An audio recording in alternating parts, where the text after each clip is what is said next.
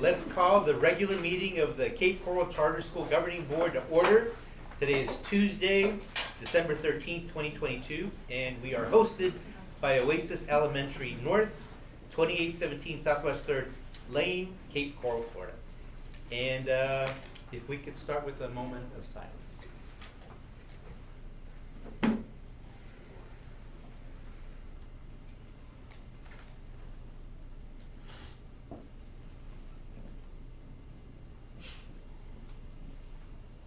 Thank you. Let's stand for the Pledge of Allegiance. Left face, forward march, colors halt, right face, present colors. I pledge allegiance To the flag of the United States of America and to the republic for which it stands, one nation, under God, indivisible, with liberty and justice for all. Order, colors, left face, forward march, palm right.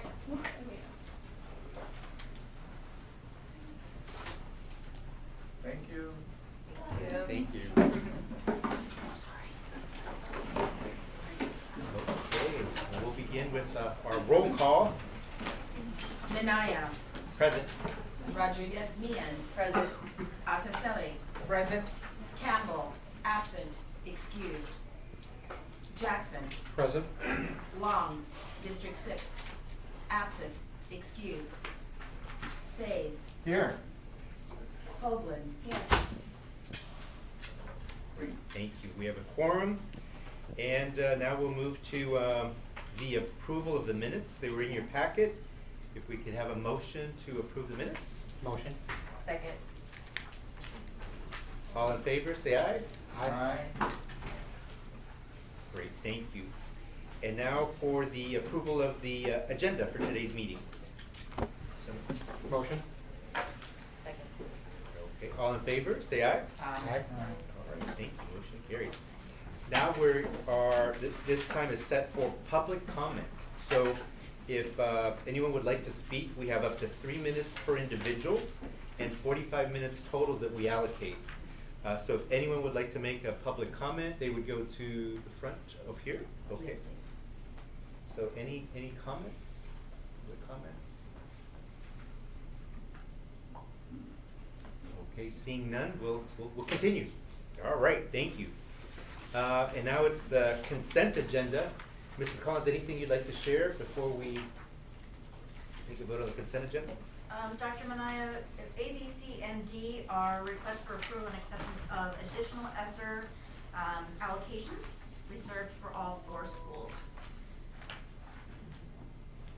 Great. Okay, any questions before we, would anybody like to pull anything from the consent agenda? Regarding to the ESSER funds? Correct. Yeah, when do they expire? ESSER funds expire June 30th, 2024, if we're talking about ESSER 3, which we are. Some of these have not been approved yet, so I'm going to look to my principals. Have we heard anything different about expiration dates on these grants, other than June 30th, 2024? No. Any other questions? Okay. It'd be a shame if we didn't spend it all. Yes. How about a motion to approve the consent agenda? Motion to approve. Second. Any discussion, any further discussion? Okay, all in favor, say aye. Aye. Any opposed? Okay, motion carries, thank you. And now we're at the superintendent's report. Okay. Mrs. Collins. Welcome, everyone. Thank you for joining me today in the Oasis Elementary North Makerspace, formerly the Media Center. And now, currently, is a classroom for 2 classes that have been displaced from their portables. So thanks for joining us on tiny little student seats today. I would like to introduce Clifton Larson Allen, our auditors that we've had over the course of several years, who do a wonderful job for us, and they'll give us our final financial report. I'd like to introduce Chris Kessler, who you recognize, And his cohort in crime, Matt Matt Fidelli. Fidelli. Okay, turn it over to you. Thank you. Good evening, everyone. Thanks for having us. Let's see, let me get this going here. Oh, there we go. All right, so as you know, the introductions were, my name is Chris Kessler. I'm a principal with CLA. I lead our audit practice and our governmental practice for the state of Florida and the Carolinas, so basically the entire Southeast. Matt's the director on the audit engagement, so he was handling the day-to-day, managing the staff and supervising really the day-to-day field work. So a lot of the questions and audit procedures that came out of our team were funneled through Matt. So if anyone had any hard questions or had to pull a lot of information, Matt's to blame for that. So a little bit of background on CLA. We are the 8th largest public accounting firm in the nation. We're a national firm, 120 locations, or 125 plus locations, 7,500 plus employees. We're here in Fort Myers. Both Matt and I are in our Fort Myers office, but we serve the entirety of the country. Matt and I spend 100% of our time serving governmental entities year-round. So, the audit services we perform. So, we'll talk through the deliverables and the results of these procedures, but just as a little bit of a reminder for everybody on the board, the audit services we perform are the audit of the authority's financial statements for the year ended June 30, 2022. So the financial statements are prepared by management, by city's finance department. We prepare our audit reports, our opinions, our letters, based off the procedures that we have performed. So the document that you all have that is your financial statements is what we audited, but the audit was performed in accordance with government auditing standards, which means we take a little bit of a deeper dive into internal controls than if you weren't a governmental entity, and there's certain compliance requirements we have to look at as well. So what those reports consist of, that is not how that presentation is supposed to look. So the Smart Art did not come through. Sorry about that. How do I go? Let's try this. All right, well, it's a good thing I remember what's on this slide because it's not popping up. So the reports that we deliver when you look through your financial statements, the first is the auditor's opinion, which is our independent auditor's report. That is our opinion on the financial statements, the numbers, the balance sheet, the income statement, the footnotes. We also issue what is called a report on internal controls, which is where we would have a report on any sort of findings or deficiencies in internal control, if any existed. We had none, so it is pretty standard language in there as far as reporting that we had no material weaknesses and we noted no reported findings. We also issue a management letter that the state of Florida, the Auditor General, requires us to issue.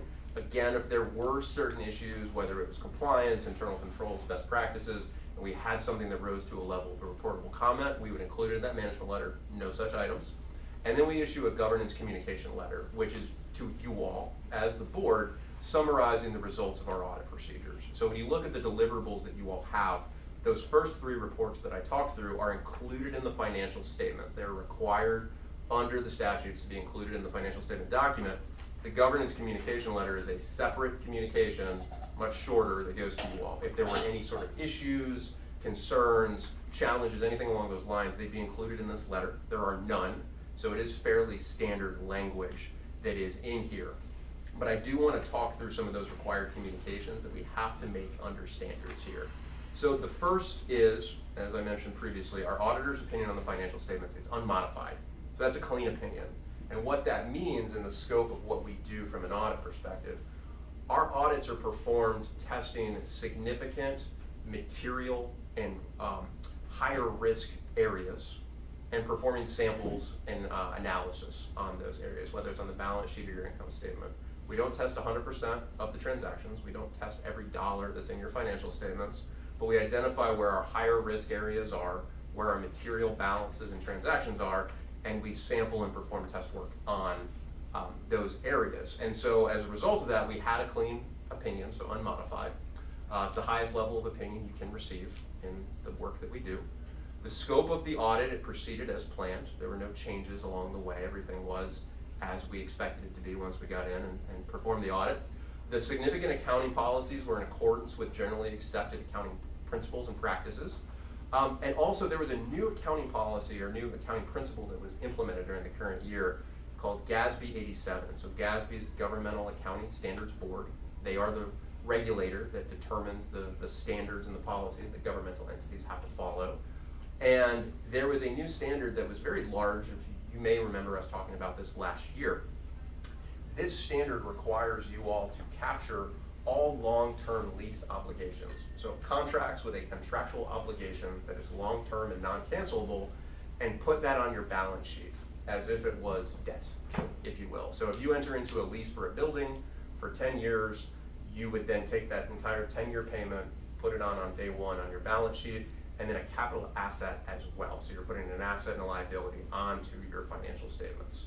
Net impact of zero on your equity, your net position, but it's a lot of work for management to go through and perform that analysis, because it wasn't just every contract that's called a lease. Because that'd be easy. You can say, I got copiers, vehicles, something along those lines. You know what you have there.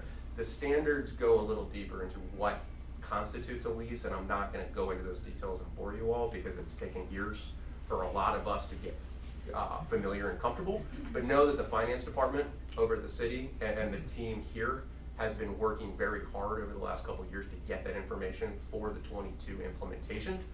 We did audit the implementation. We audited those numbers that are in the financial statements. We had no issues. I will say that the team did a great job in putting together the numbers, the transactions, the journal entries, the footnote disclosures. We're here to help along the way, and of course, of the scope of all the clients we serve, there's always things that we say, well, this could be done differently, this could be presented this way. There may be some comments coming from a second reviewer. If you look at this in line with the GASB, we have those conversations whenever there's an implementation with all of our clients. But generally speaking, your all's financial statements, when we received them to audit, were very, very clean.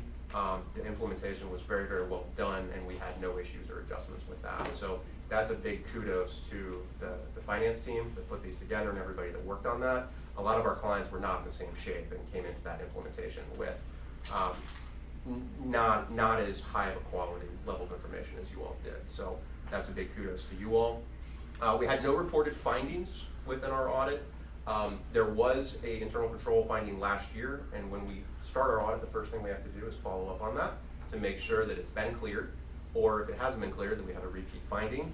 It was addressed, it was cleared, and so we had no findings in our work this year. We had no uncorrected misstatements, which means everything we found as either a suggestion or an immaterial correction was reported in the financial statements. We had no disagreements with management, and then again, a big thank you to everybody at City Finance, at the Charter School Authority, that helped get all the information that we needed in our audit process. I made and I guess I was kind of joking in making this comment with Kathleen earlier, we were here just a couple months ago presenting the 21 financial statements, and now here we are in 22. So when you look back at some of the timing that we are at now, you all have done an excellent job in catching up, in getting the numbers completed timely, getting the audits done timely, allowing us to come in and do our work effectively and efficiently, and really on the schedule and the pace that would be normal for a June 30 year end. So, hopefully going forward, we'll just be one a year and be sitting here in this time frame doing this every year. But that's a testament to the team as well, that you all have to be able to get that back on track, and the level of effort that it took to make that happen. So, again, we're very appreciative of everybody that had a hand in that. So ignoring the disfigured smart art that was on the slide, I promise it was a very, very good looking graphic. So just quickly highlighting what our audit approach was and some of our higher risk areas that we look at. So when I talk about what we do from an audit perspective, we obviously look at large balances. If something's material in the scope of the charter school, we will be looking at it. But we also have to assess risk. So not every high dollar amount is high risk when you look at the scope of the financial statements. So we have to come in with a risk-based approach to our audit procedures. So one thing we always look at is overall internal control environment and management override of controls. That's not to say management is overriding controls, but when we design audit procedures, we have to account for that risk, that at any point management could override internal controls, and what sort of compensating controls are in place to prevent that from happening. So when you hear me talk about internal controls and what we do, that is the big piece of it, is we are making sure every year that controls are not only designed, but they're being performed annually. We do not rely on last year's information. We'll still ask for that information Accounts payable and cutoff of accruals, making sure that transactions in fiscal year 22 are actually in fiscal year 22, and vice versa. Nothing in 23 was front-loaded into 22. So we're really looking at that cutoff for June 30 year end. Of course, as I mentioned before, implementation of GASB 87 leases, a lot of test work around that. And then revenue recognition, cutoff, classification, again, making sure that fiscal year 22 transactions are in 22. Revenue that you have recorded is actually earned based off the terms of the agreement or whatever the nature of that revenue is. And then just the COVID funding with those ESSER tranches that you all have, making sure that the revenue has been recognized in accordance with the guidelines that are established in each of those various phases. And then just the last bullet here, anywhere where there are prior findings noted in prior year audits, we have to raise our risk when developing our procedures to make sure that the procedures, or that whatever the finding was in prior years was cleared up. So last year, those findings were related to some revenue recognition, and those were adjusted and cleaned up, and we didn't have that repeat finding this year. So I do want to just talk very briefly on when it says 22 and beyond, it should be 23 and beyond here for fiscal year 23. But before I move on to talking briefly on this, any questions on the 22 audit and some of the results of what I talked through? It's not much to question. All right. So the one standards, we talked about GASB 87 with leases being a big lift for the charter school and getting those into the financial statements. Well, there's another one that's coming right behind it that's effective for fiscal year 23 that relates to subscription-based information technology arrangements. So same kind of guidelines as the leases, except this would be any sort of subscription, long-term subscription arrangement you may have. Software, cloud-based storage, things along those lines. So the charter school is going to have to go through, and is already going through, contracts and agreements for these kinds of transactions to capture any agreement that may be in place. And so it would be the same accounting behind it. If there are any long-term non-cancelable subscriptions, they would also go under the financial statements as liabilities and assets. So it's another logistical exercise. It's going to make, if you have them, you're going to have your assets look larger, you're going to have your liabilities look larger, but in unison together. So it's the accounting is not complex. It is the logistical exercise of figuring out which contracts you have, what you have to account for, and then booking the accounting behind it. So just a lot of work that's going to go on behind the scenes by the team to get that into your financial statements. From your all standpoint, there's really nothing you all need to do except know your team's working on it, know the level of effort that's going into it, and expect that you might see some of that in your financial statements for fiscal year 23. So with that said, I want to give a big thank you again to everybody, to Jackie, to Mark, everybody on that has answered our questions or comments throughout the audit. We're very appreciative of working with you all and all the hard work that goes into this. Our contact information is here. Both Matt and I. If there's any questions after the fact, feel free to reach out to us. Always happy to discuss. But with that said, I'll turn it over for any questions, comments, and then I know Mark's got some details on the actual financials itself. I have a question. How many years have you audited the OASIS charter system? I think we're in our third contract at this point, so I think we're probably on about year 12. 12. 10, 12, somewhere in there, because it's been about 5-year contracts. 4 years per contract. Yeah. And I guess my next question is, good findings, by the way, or good no findings, by the way. Is there a recommendation on how many years a certain firm should audit? There is. There's nothing set in stone as far as where regulators guide or recommend. When you get into the SEC and PCAOB with publicly traded companies, there are more structured rules in place, and I can't remember exactly where they're going with it, but what they've done is they've put mandatory principal partner rotation in place, and so over the course of our audit, that's something we do as well, because there's a familiarity risk when we perform our audit procedures. You keep it fresh within the firm? Yes, so over the course of those contracts, I'm the third principal to be running these audit engagements. So I've been doing it for this is year 4 since I've been doing them. So we try to do that, and the same thing with the team members as well, is we want to make sure that it's not the same folks over and over. There's obviously a learning curve where you don't want to rotate staff every single year and waste time, but we do keep things fresh. Yeah, and I'm assuming, Mark, you guys probably have something in place for the city as well, for how often you would use the same firm, how many years, I don't know. Okay, thank you. Actually, we don't. No, we could go on indefinitely then. If the audit committee chose them and the city council approved it, the answer is yes. Okay. Thank you.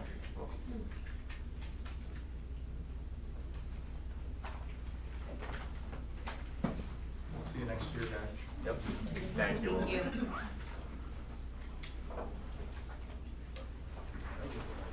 That's right. Oh, you're the man.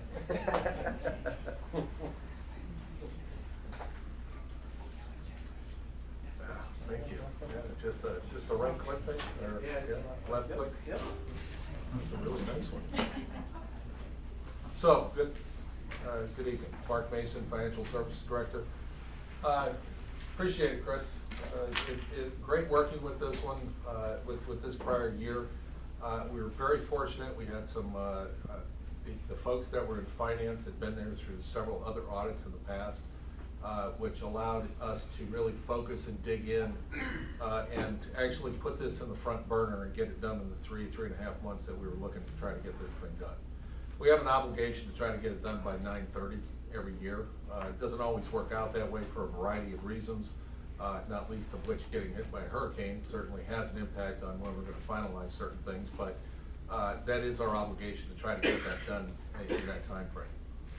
So my staff did a wonderful job in working very hard to get this done, but I think probably the most important reason why we were able to get this done in such a short period of time was the fact that we put you all in a separate environment within the Tyler Munis system, which I believe, and Jackie will likely back me up on this one, is that it's made it easier for us to actually focus in on those accounts within that system, as opposed to trying to work with those accounts in another system with a whole bunch of other accounts that you're dealing with. So it's been very helpful and, allowing us to go down that road. So anyways, what I'm gonna do is I'm really just gonna talk to you about the financial statements. You've heard about the audit. The audit's being a clean audit. There's 4 sections that are associated with the financial statements. If you had an opportunity to read them, that's great. If you have any questions about them, certainly we're here to answer them. I think the most important thing that you get from the financial statements is that, it's really how you should read them. There's 3 parts, and some of the things we'll be looking at financial position, we'll be looking at financial condition, and we'll be looking at your ability, near-term financing ability to pay your bills. And that's what you're generally looking at when you're dealing with governmental financial statements. And so there's 4 parts: introductory, financial, independent auditor's report, management letter, and then you have financial statements, you have the notes to the financial statements, you have everything that's included in there. And the management letter, and how to read these, you should read all the words first before you ever look at the numbers. I tell you that because the words will tell you what some of the numbers will mean.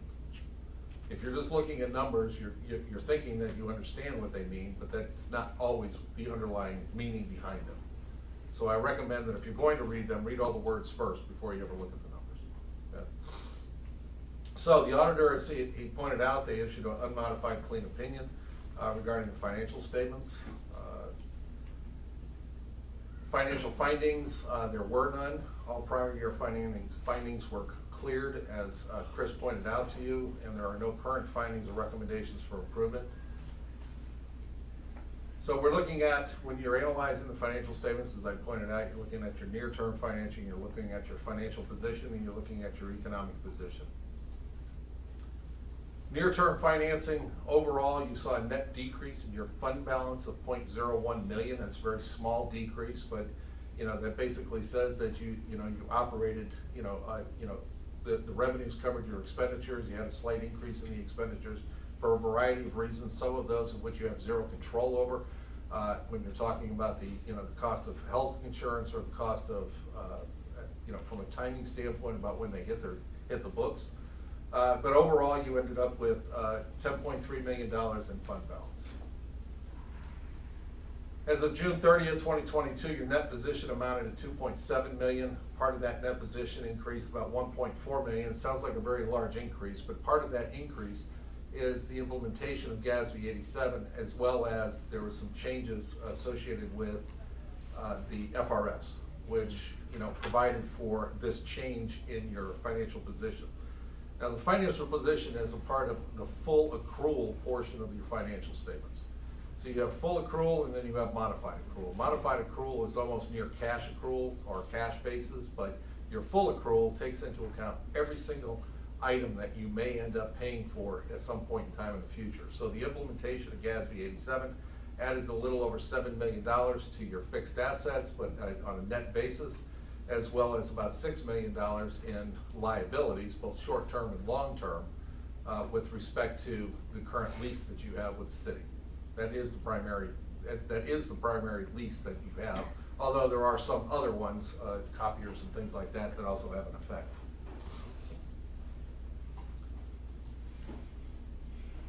Charter schools implemented the GASB Statement 87. Of course, I just talked about that. We unfortunately, we didn't have to go back and restate the beginning net fund net position, but it did have an impact to the financial statements. But from a positive standpoint, I don't think it was a negative impact. As Chris pointed out, it's really a function of the logistics of getting it into the system. And once it's in the system, we maintain it from that point forward.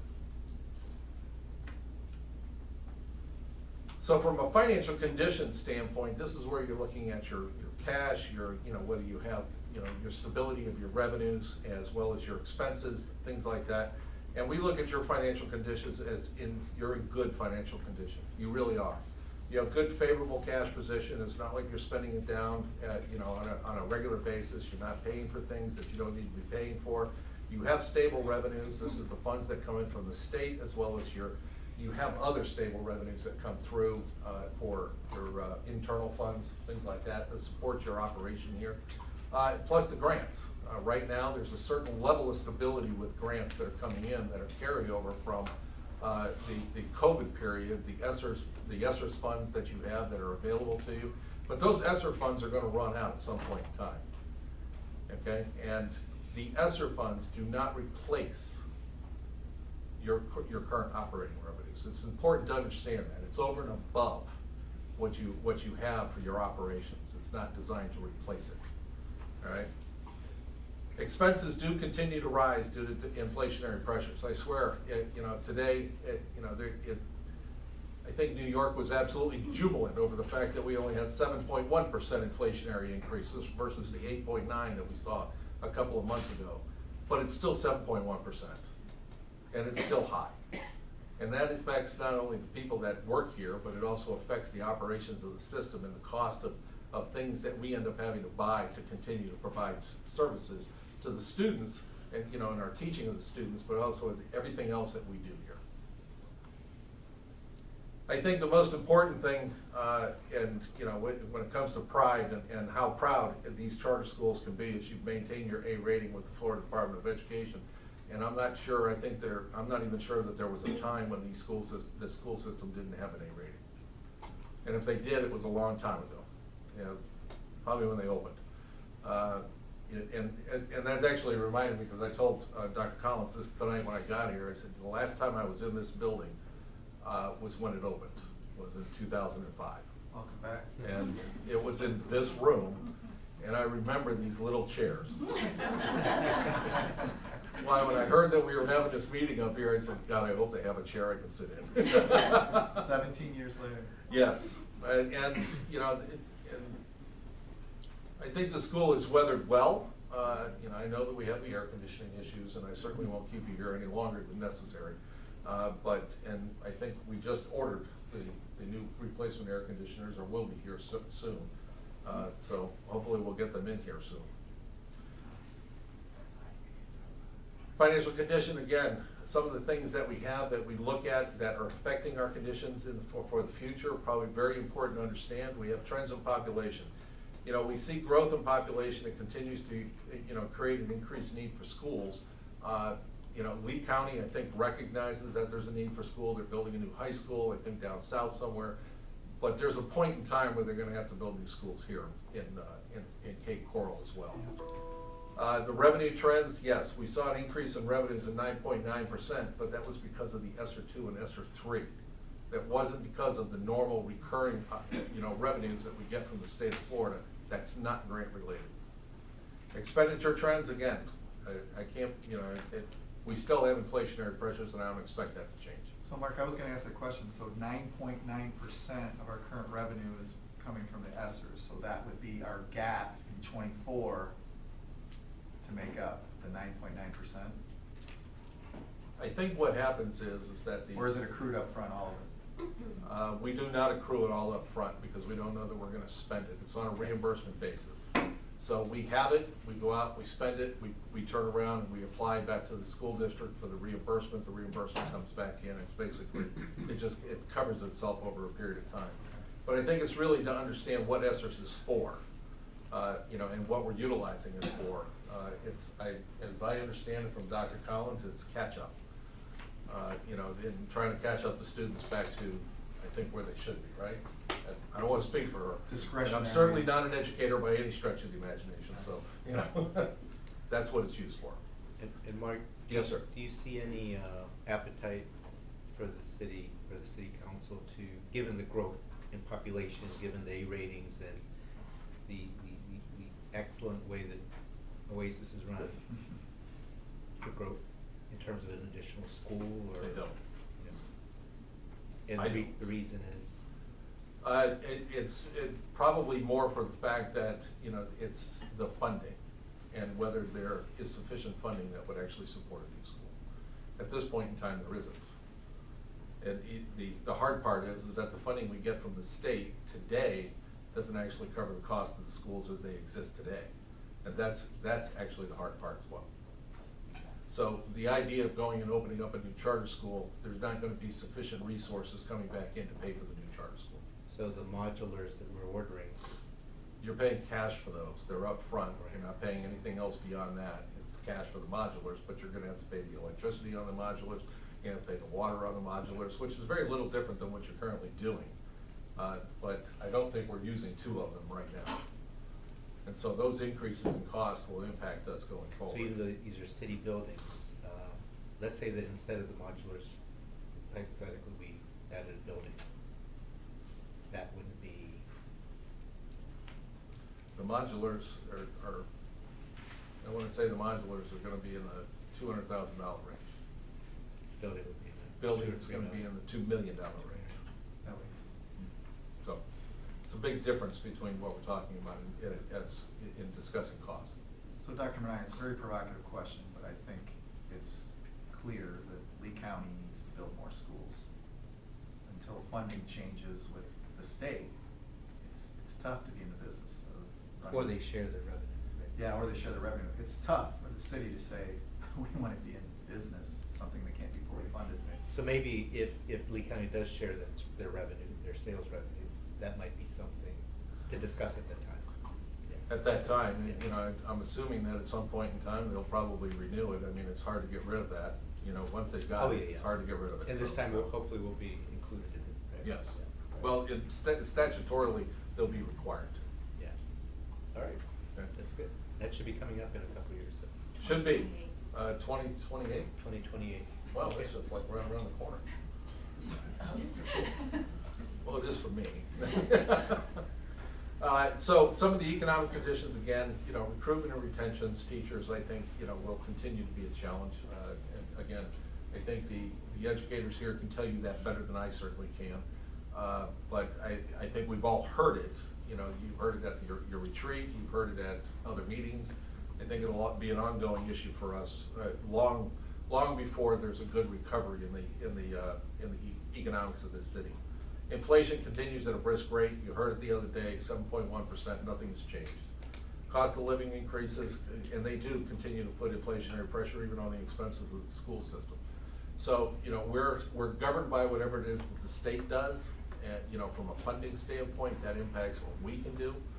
And, and I've told you this before, we live on a fixed income here.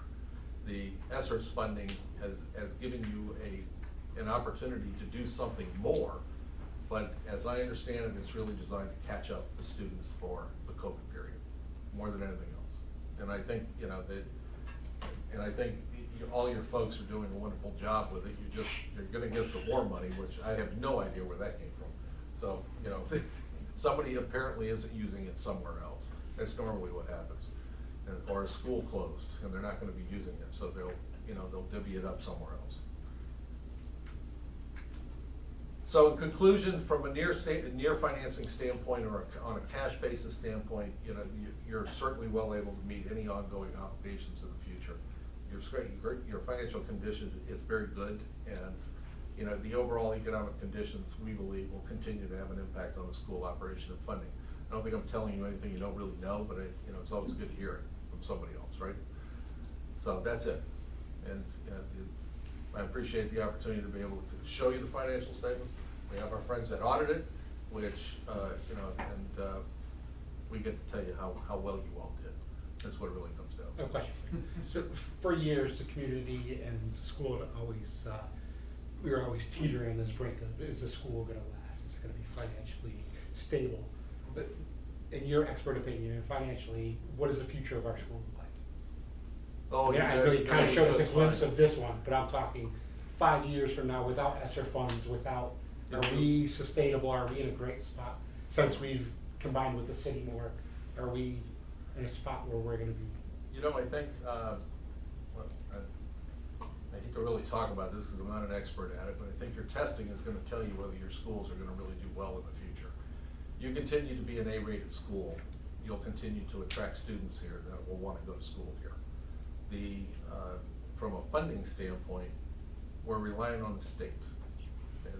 But at the same time, financially, if you live within your means, whereby revenues equal your expenditures on an annual basis, you'll do just fine from this point forward.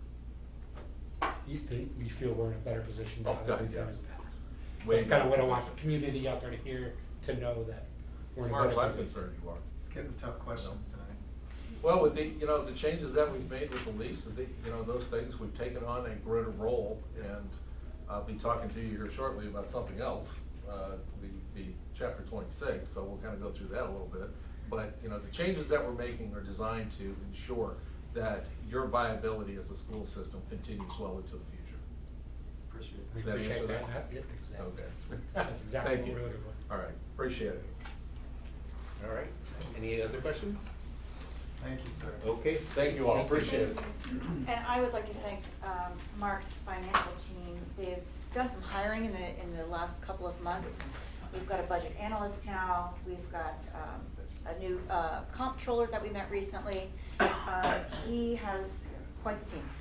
So, and they're working with us well. We communicate directly anytime we need to. And I'm very pleased at the relationship that we're forming with finance. So, and I also wanted to add, as far as growth is concerned, we had to do a lottery at Oasis Elementary South this year for kindergarten. First time in the history of our organization's lifespan have we had too many students apply for seats and not enough seats to fill the need. So Mary Beth, very, very quickly, last minute did a lottery, and it was very successful. And, you know, it's kind of interesting because typically we have people that apply for the lottery the first day the window opens, and usually they get a seat. You know, if you do it June 1st, chances are you're gonna get a seat. This year, however, that was not the case. So if they applied June 1st, they had to be entered into that random lottery to get a seat. So we haven't had any issues, have we? No. We've done very well.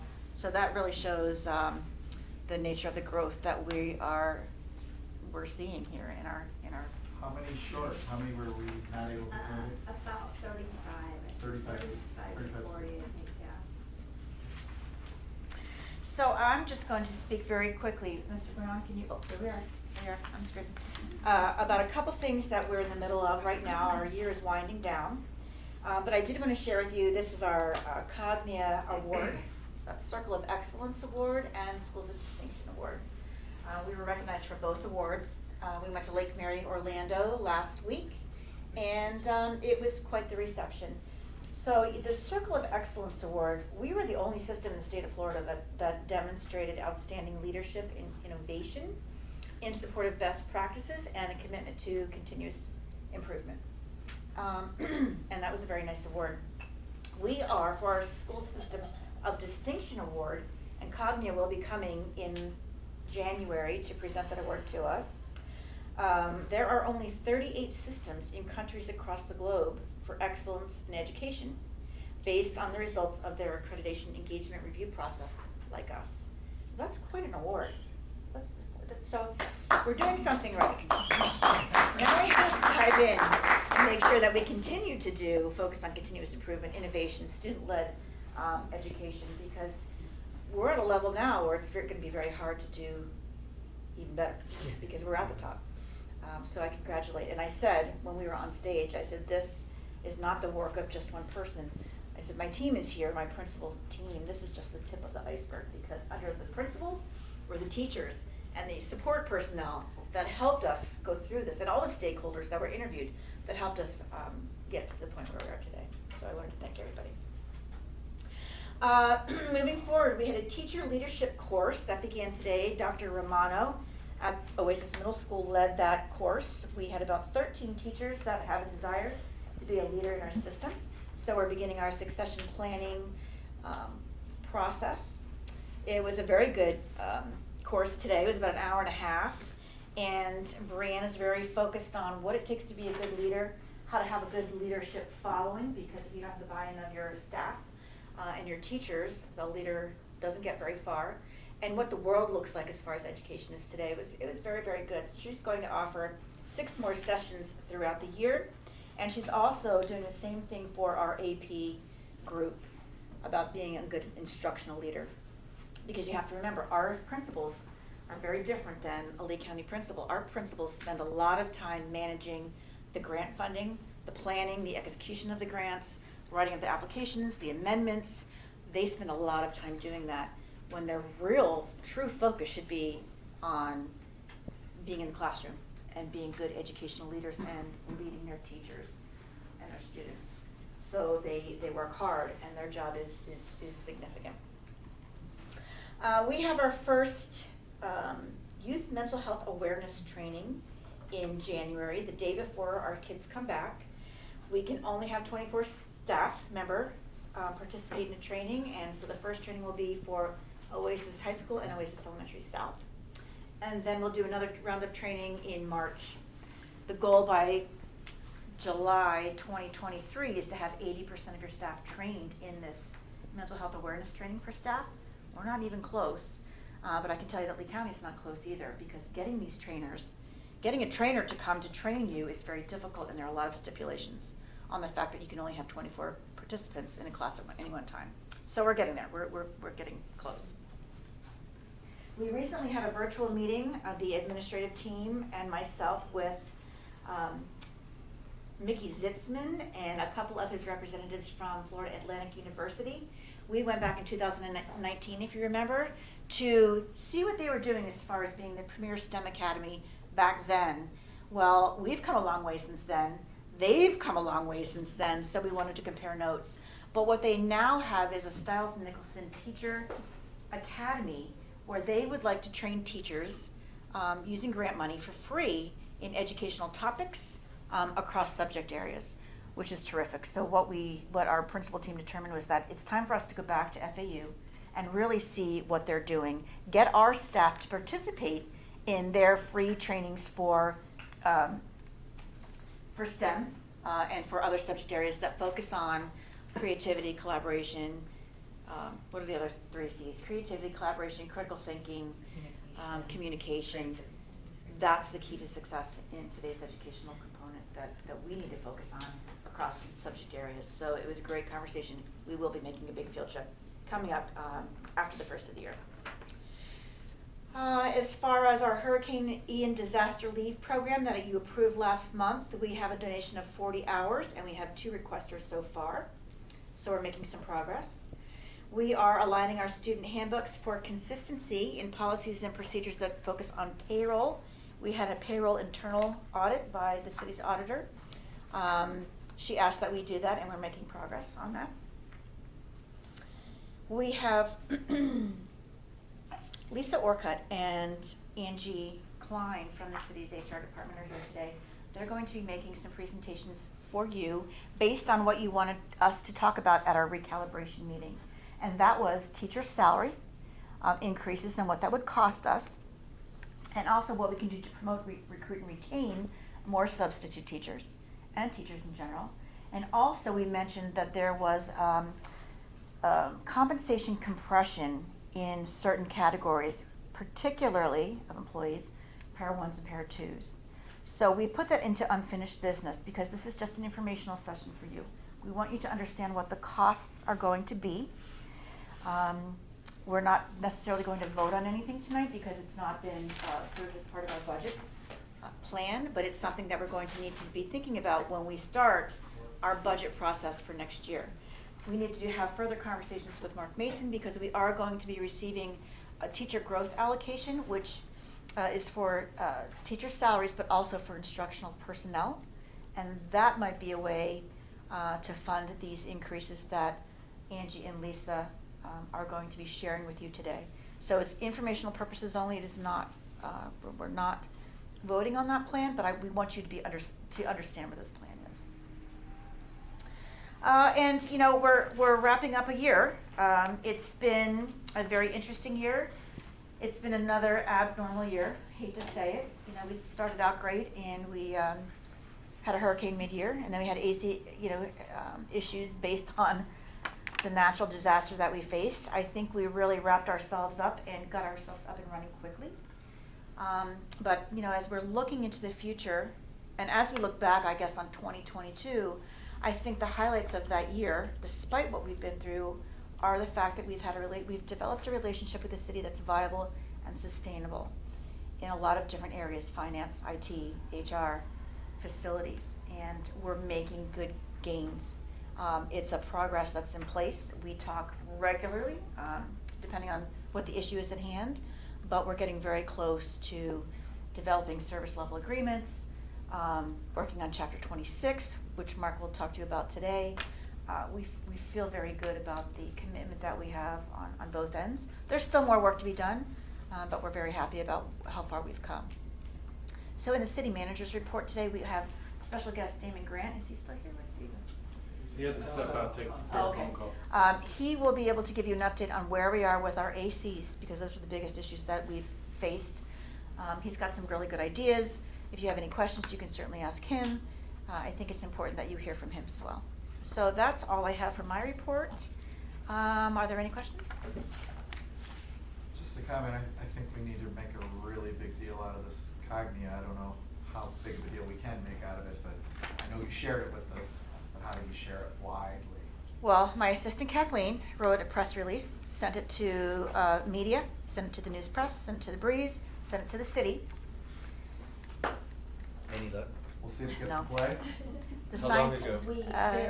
I think that they're not really picking it up because I think that they kind of see it as an industry award, and it's educational, so that they're not quite sure where to put it in their news desk, in their diet.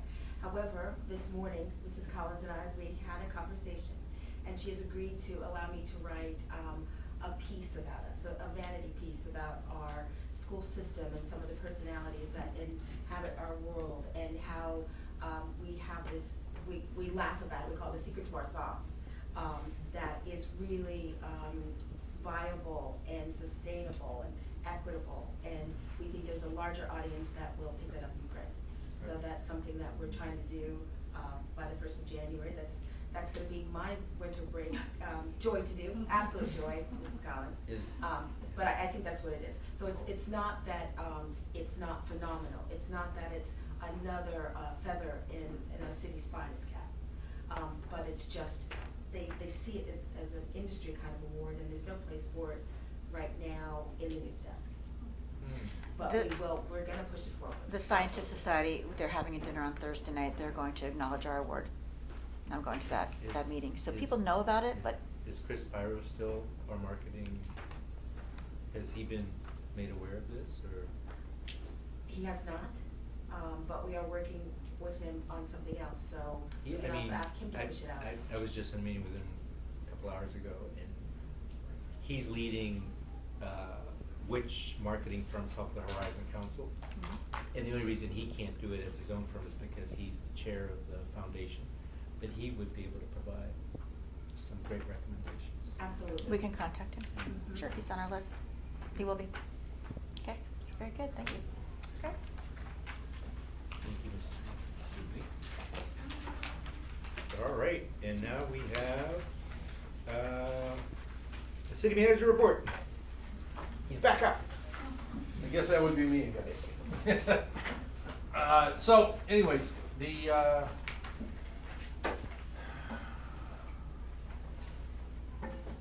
opened the bids for the portables.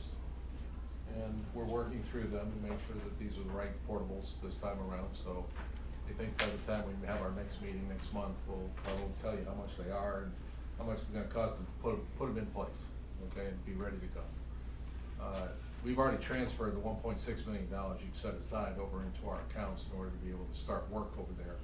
And so we'll be able to do some of that, but at this point in time, the portables, I think overall are probably less than that. But it's the cost of actually putting them in, the site work that's necessary to be able to handle these two portables. Mark, the biggest question that people have is, what about the time frame? Can you give us any indication as to whether that time frame? Oh, we'll have them in during the summer. When you're on break, they'll be put in. And they'll be usable for the next school year. Absolutely. That's our Wait, goal. I'm sorry, I missed See that. no reason not to have that happen. I'm End of sorry, the he has summer? to, we will have all the site work and everything done during the summer and them installed. Okay. They should be done, they should be at that time. Yeah, so Mark, we were lucky enough to meet with some of the K through 3 teachers today, and it was the #1 conversation. And the #1 question was timing. Do they come back at the end of the summer in the new portables, or whatever we call them, modulars? We can't make promises I can't keep, but I'll certainly make every effort to make sure it gets done.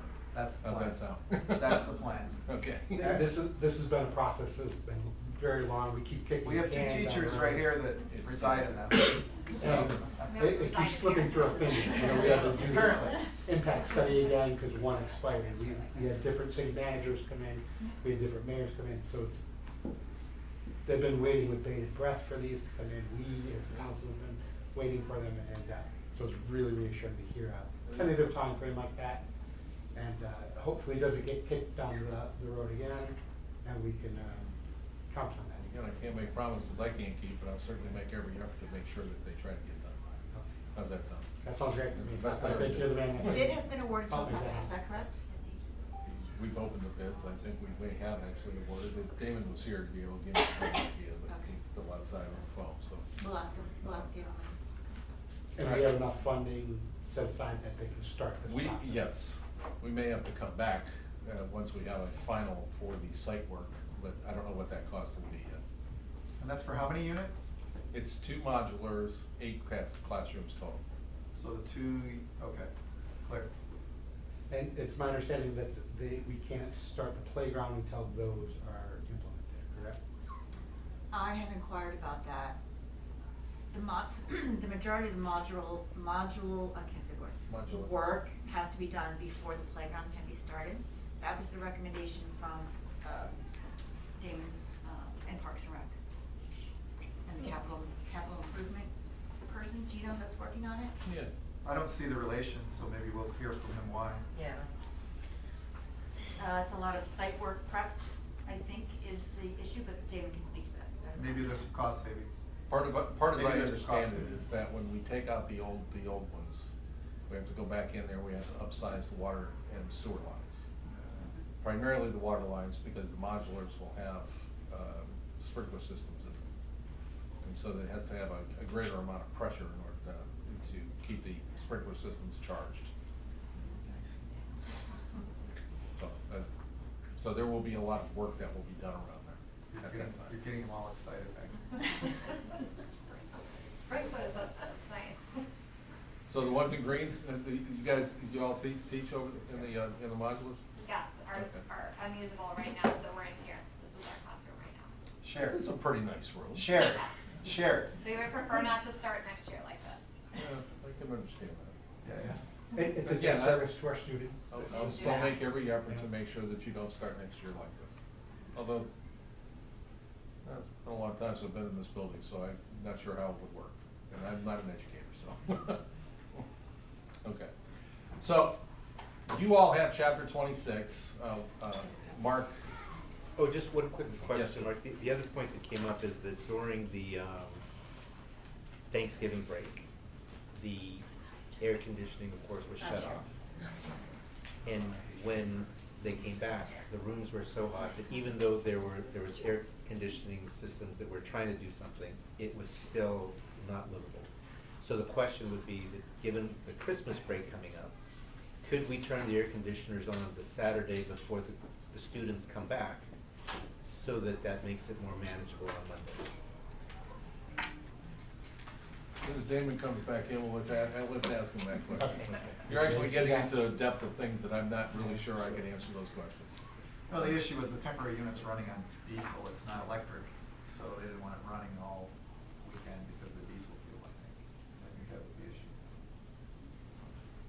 Yeah, but I think that's a sacrifice. Right, We can that's a try to sacrifice. make for the We can weekend, figure it out. yeah. Okay.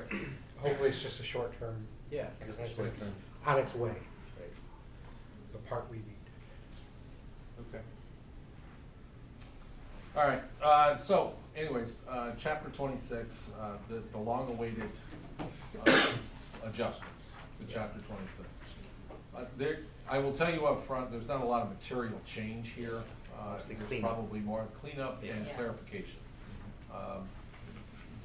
Mark Moriarty, your city attorney for the charter schools, went through this with a fine-tooth comb, and I do mean fine-tooth. And, you know, made a lot of changes to just some wording to, you know, make it a little bit clearer about what it's saying. I think the biggest and most significant changes were in understanding exactly how the budget process is designed to work for the charter schools. I think we've talked about it for, you know, years, but I don't think it was ever really, you know, memorialized in this document or codified in this document about how it's supposed to work. At the same time, we've really made it very clear and understanding about leasing of tangible personal property. With the changes in accounting world for leases, there's no longer something called a capital lease versus an operating lease. They're all just simply leases. If it's longer than 12 months, we have to capitalize. If it's less than 12 months, we don't.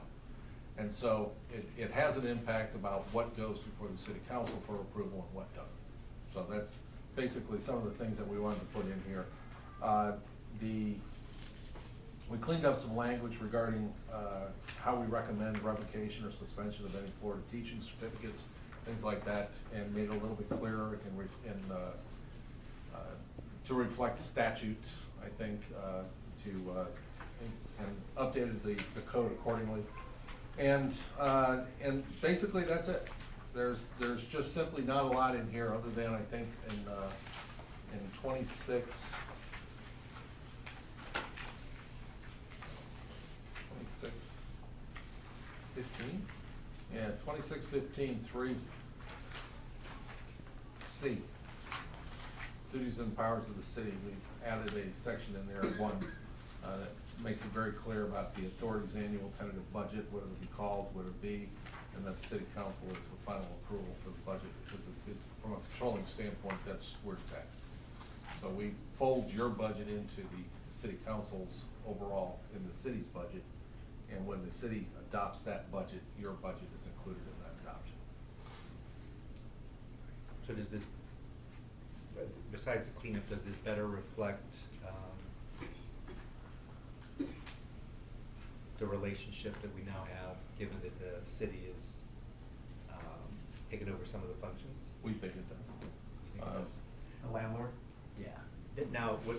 One of the things in section 26-17, administrative services, previously, the wording in there was the city shall have the right to require.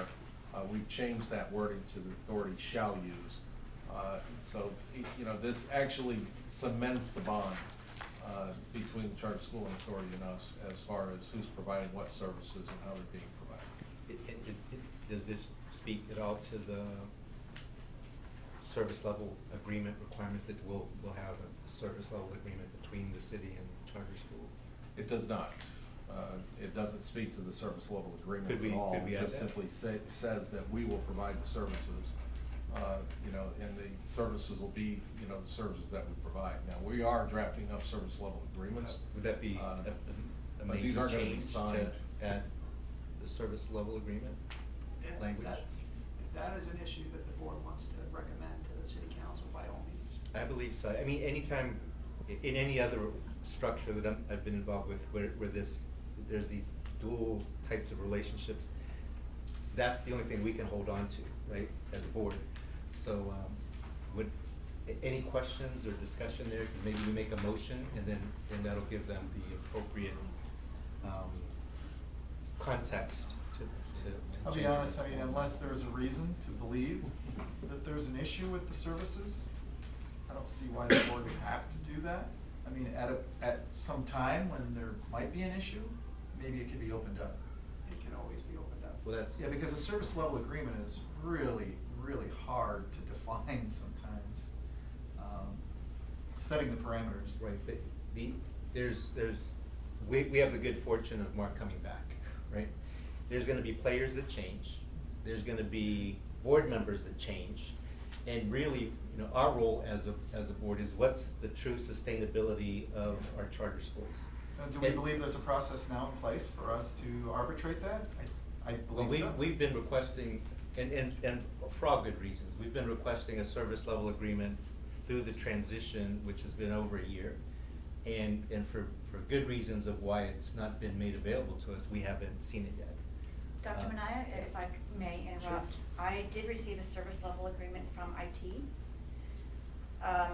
that she wanted me to take a look at and talk to her about. I did address it with the principals to see if there were any issues, and then we can also address it with the board once I get some clarity from IT. But Mark said he's also devising his own service I level have mine- agreement. I have mine in with finance, draft. So they're coming. Oh, yeah, They're coming. basically, it's a basic language that there will be a service level agreement in place between For the each two entities. provider? And it's not gonna say, you know, finance has to do this, or it's whatever's the service level agreement. No, I think part of the discussion is, you know, when you're talking about a service level agreement and having been with these before, we even do them, you know, we have some of these things internally. Although they're not necessarily written, you know, we have certain rules in place that we will provide turnaround service for purchase requisitions in such a period of time. And those are the kind of service levels that we're talking about. These are not something that the city council would approve. Right. While the board approves the service level agreements. These are things that we sit down and we negotiate with, you know, this is my ability to turn these things around. What's your ability to turn them back around to us? Yes. You know, if we wanna have this kind At of, you this know, level. symbiotic relationship, it's at this level. Yes, I agree. You know, and I'm not, I will tell you, I don't think that you need to put service levels agreements in here, especially since we're saying that you shall use the city departments. Now, it's just really an agreement with if, you know, if Dr. Collins is making a point that, you know, she's not getting a certain level of service from somebody, there is an escalation, there is a charter school liaison that she can go talk to and make sure that Well, those things are taken care of. I'll give you a case in point. Depending on what those are. We've been discussing the portables for years. Sure. And there was a commitment that we would move ahead with the portables at a prior time frame. And we've had board changes. And I mean, who would have thought that a hurricane would have hit, that would have hit the supply chain and all that kind of stuff? But we're still a ways out in terms of those portables. For me, a service level agreement is a level of trust, respect, and a document that allows us to say, these are the service levels that we expect as a board, and these are the levels of services that the city can provide. And unless those are, if it's too vague, if it's too, well, maybe we'll do it, maybe we'll not, this is something between me and Mrs. Collins, it doesn't seem as though that's a sustainable process. Service level agreements have proven to be sustainable processes in other environments. So, but these are all just my perspectives. It's up to the board to make a motion or to decide or to not make a motion. I wanna make it clear that, you know, the transition isn't necessarily fully complete yet, but we recognize the need for them. We have one from IT. We've asked Dr. Collins to look it over. I have mine on my desk, the draft form right now, and I'm going through them to make sure that what I'm promising from a service level is what, you know, is what everybody's looking for. But at the same time, there's also a service level on y'all's side.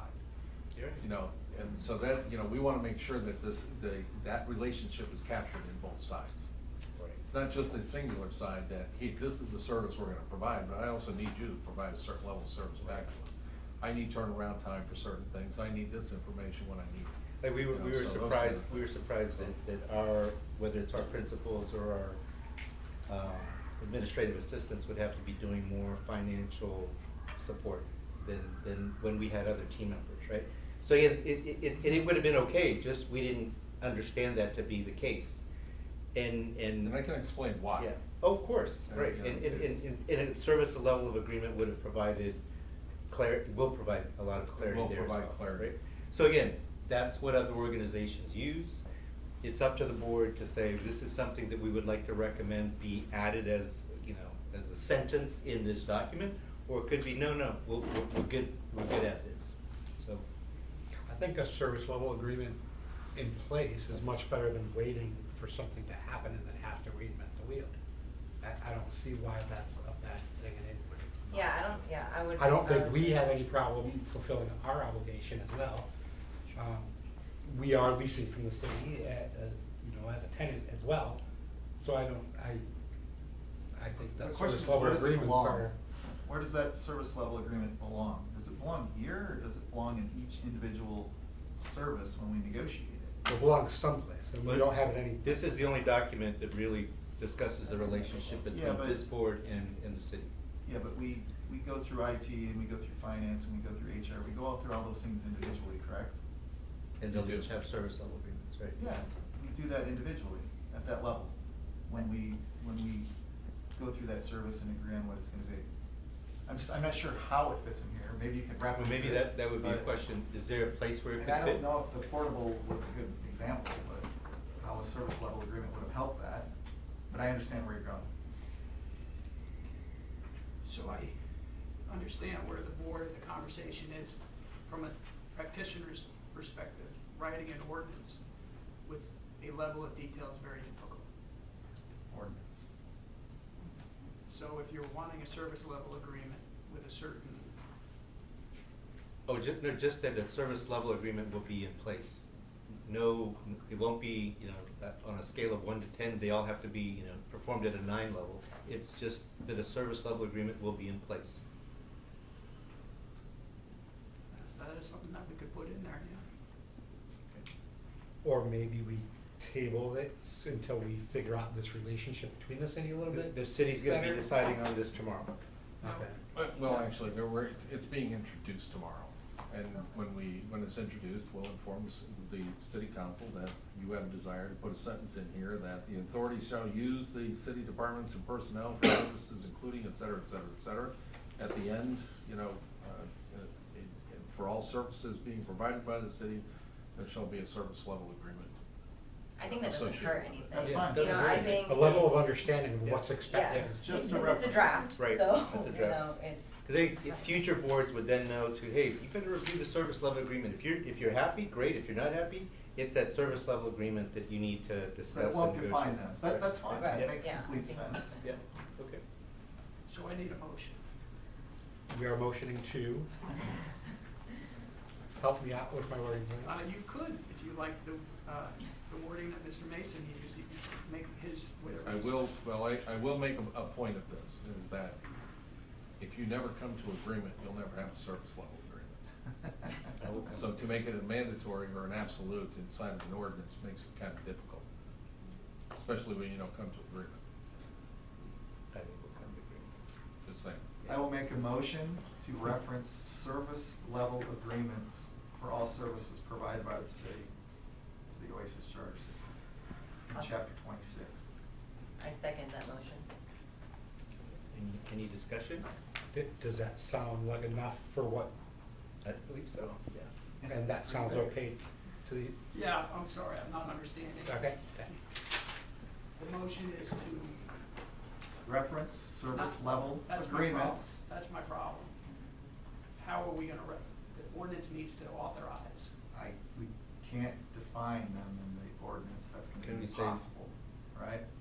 So we can only reference. So isn't that this there just a will be. revision to Will this draft? have, So wouldn't it be, the motion would be to revise the draft to include Right. this mention of the The sub, service.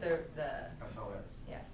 There will be an SLA for every service provided by the city, or the services provided between the city and the charter school authority. yeah, I think that gives us a I start. second that motion. What he said. I think that gives us a great start to be able to form those. So you withdraw your initial motion? Well, that was more clear because it came from the attorney. Exactly. Right. But we have to just make sure that you withdrew it, so Yeah. that, On I paper, withdraw we the have- first motion. okay. So the motion is to revise the chapter 26 draft to include. Mr. Mason's original language was, for all services provided by the city, there shall be a service level agreement. That. Does that seem okay? Mr. Chair, you're the chair, you tell me the Well, way that yeah, you want it. it feels okay to me, but I didn't know if legally that. That would pass muster, yes. Oh, perfect. Okay. I think we have a So motion and a let's second. read that again. From Mr. Mason, for all services provided by the city, there shall be a service level agreement. Yes. Okay, so the motion is made. I will second the motion. Well, can she make the Second. motion? Okay, any further discussion? It was seconded by Mr. Mason. Can you make, Who made the second? I'll second. Thank you. We had, That's right. yeah, either way. He's high pressure situation. Any further discussion? Okay, Th- all in this favor, is- say okay, aye. yeah. Aye. It's your business. Any opposed? Okay, motion carries. Thanks for Thank you. advocating for us tomorrow in the city council. We don't want to step on city council toes either, but I think, we're not asking for much, just Thank that you, Mark. they'll be there. Thank you, Mark. Just advise them that they asked for this language to be added. Thank you, sir. Thank you all, appreciate it. Damon Grant had just left, unfortunately, and he's not going to be able to answer our questions this evening. Mr. Mason said he will talk to Damon Grant and get some answers for us, especially concerning our AC issues here, timeframes. I'm sorry, I Okay, think you can, understand. can you give us what you know about it, at least? Yeah, because Oh, I we heard won't mention speak of to the finance. replacement instead of paying for this coil. Are we hearing that we're replacing the entire unit? Here's what I know. We have ordered Well, a what you do, coil. Tell us what you know, that's fine. We have ordered a coil that has to be expedited here. They are building the coil, it has to be custom built. I have not gotten an update from Damon Grant, have you, Mr. Brown, about when we should expect its arrival. Okay, in all fairness, we heard that 2 months ago. Yeah. That is correct. Nothing has changed since then. The original expectation was that it would come mid-December. Did we get a reason why it is being postponed or prolonged? Is there something that's happening? Supply chain issues, it has to be custom built, it has to be delivered, and it was an emergency purchase order, and it was expedited. Then they have to, once it arrives, they have to get a crane to come and install it. Now, did they give us an ETA on that we were incorrect? Mid-December So school's out next was Wednesday? the arrival of the coil. That's all I know. So Dr. Collins, school's out next Wednesday. I don't know how much work's being done over the holidays, but if it is received over the break, I'm assuming the city can schedule this type of work, because I'm assuming they can't do it while the students are in the classroom, because it's a That's crane lift. correct. It's a crane lift, it has to be done on the weekend. So we would ask that there is a timeline, even a rough timeline, from, I forgot his name, Mark? Damon. Damon. Damon, on when that will be completed. Yes, I think we owe it to all of the teachers that I spoke to today. Agreed. Agreed. And I'll have Mr. Mason help me collect that information. Okay. And we know that it will be generalizations, because we know there are supply issues, but we at least need this time frame, We do. regardless of all the reasons why it's taken 2 months. Yes. Not sure that Damon can give us updates on the portable. That's a different department, if I'm not mistaken. Mr. Mason? Yeah, no, That's I think capital the answer's on the projects? portables. Okay, We have some so look at ideas on that the too. portables, I think that was fair enough. Yeah. The I plan can is tell to you have it that. completed before the end, before school returns next year. And he That's the promised. plan. I heard it. That's the That's the So I plan. can't make no promises that I can't keep, so, you know, that is on the record. I can tell you in my last conversation with Damon Grant, he did say he was looking to, he's gonna research service agreements for our AC units. Because we need a service agreement that says that when our devices or when our units go down, they have to be able to come within a certain time frame and get us back up and running. We can't afford to wait for 10 days and go virtual while we're waiting for pieces to come in. And I think he's just as frustrated as well. But that's something that he was going to research, because we don't have those in place currently.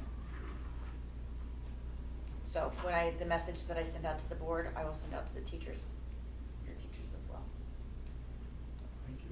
Great. Thank you, Mrs. Collins. I haven't seen it. All right, let's see.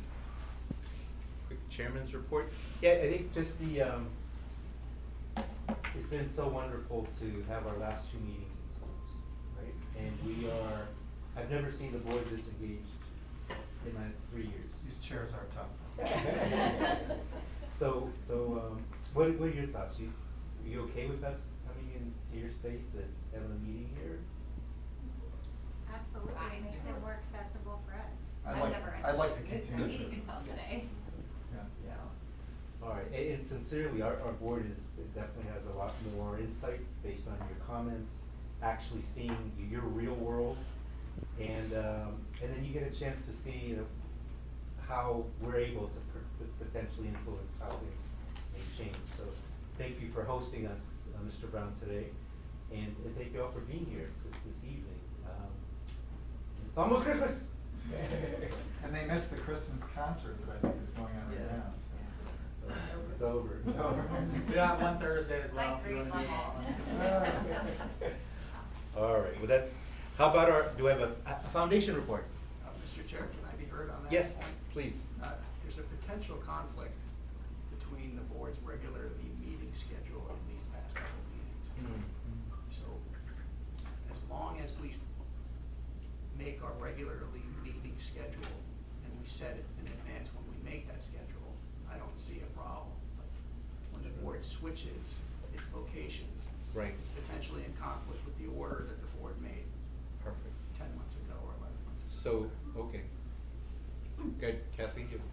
Excuse me, sir, unfinished business, item C. Wait a minute, before we move on, so are you saying we need to recommend a schedule in advance so the public has access? Correct. If that's the case, then we need to hash out a 12-month schedule on how we're. It says it on item C, I think, is Yeah, what can she I was speak, sharing. please? Kathleen was just going to say item C and unfinished business. Oh, it's on the. I'm sorry. Is- I thought All right, we so were we'll get on to new that. business. We'll I get to that apologize, point. Kathleen. All right, we'll get to that in unfinished I business. apologize. But thank you. All right, foundation. Jennifer Hoagland, Foundation Treasurer. We are getting back up and running. We have a meeting tomorrow, so our little hurricane hiatus is ending. We do have some grants to review that had come in just right before the hurricane, and we weren't able to go through those, so we are going to be doing that tomorrow. We have also offered for teacher appreciation. We are giving every school $450 to all the principals to use at their discretion, however they wish to use that between now and the end of the school year. If they wish to do it for a holiday or true teacher appreciation, they can do it whatever they want between now and then. So we are giving that out to all 4 schools. And our Lighthouse Award, Lighthouse nomination process is coming to an end. We are looking if anyone knows someone that would like to be a volunteer to go into the classrooms to do the review of the teachers for the 3 finalists. We usually like to do, to have a lot of them to kind of rotate through the schools, as there are 2 different observation times for all 2, 4, 6, 8, 3, 7, 12, for all 12 nominees. So if anyone knows anyone that would like to be a volunteer observer, they are needed during the day for, I believe, possibly an hour or two. Send an email to us, our Cape Charter Foundation @gmail.com. We would love to hear. It could be a grandparent, it could be an aunt, it could be a sister of a parent, brother of a parent, it could be a parent who just wouldn't put you in the same school. What does it entail when what is it that they're doing exactly? So they go as an observation into the classroom of the 3 teachers who've been nominated for the award based on all of the nominations, right? It gets whittled down to the 3 top nominations per school. And then there are observations of those teachers as they're in their classrooms with the children. And then there's a rubric in which they complete reports, and then that is how it kind of gets whittled down to a final winner part of it. So there is a sheet that that we can certainly send out. Jen Hope has that, I think. She's leads the committee of that. So if anybody is interested in seeing that rubric or what it all entails, again, if you'd like to send us an email, we will certainly give you that document. I think she actually, I don't think she threw that out on Facebook or anything. I think it was just getting the word out. If anybody might be interested, we can get you that document for that timeline and what that entails. So again, send us to Cape Charter Foundation @gmail.com. The more the merrier to help us. And that's all we have. I have another question. At the last meeting that we had, I had talked to Gary about possibly starting a supply closet for the teachers. Okay. He was going to look into it. Has there been any progress on that, do you know? We have a meeting tomorrow, so Okay. it might be discussed. Okay. I have not heard anything to date. Okay. My recommendation was... We really haven't discussed, I mean, we really have been on a hiatus. Gotcha. So that might be on his agenda Okay. for tomorrow. Perfect. So that you're aware, it was kind of a recommendation that I know some Lee County School District does it, and some of the other ones where they have a supply closet just for the teachers that they can just utilize when they need supplies, and it's fully stocked with, you know, the essentials that they always need, and I think that would be very helpful with the teachers. And so that was kind of what I brought to his attention that he would Okay. bring up. So, Okay. thanks, I appreciate it. I will make a note of that too. If he doesn't bring it up, I'll certainly bring it up. All right, thanks, John. Sure. When's the next fundraiser? Well, Spring? right now it looks like we're gonna be, it's rally. We don't have anything, you know, the other, unless we can try to, get back one that we had lost. We were supposed to have, the ice cream treats and the pirate stories. However, the Hawthorns, have been devastated by the hurricane, so they can't live in their home right now. So I don't know if we'll be able to that's a priority at the moment to get him doing his pirate tales at the moment. So we are gonna be having, I think, obviously the rally, the pre-rally, we're still having the putt-putt before, and then we had anticipated doing some type of another adult kind of wine event a little earlier, and we would promote what we did last year is we promoted the online auction at that event, and we had it up on a screen rotating different things that were up for auction to try to get get the oomph going for that. So we'll have to see if that's kind of still on our plate. Great. Thank you. Any questions? All right.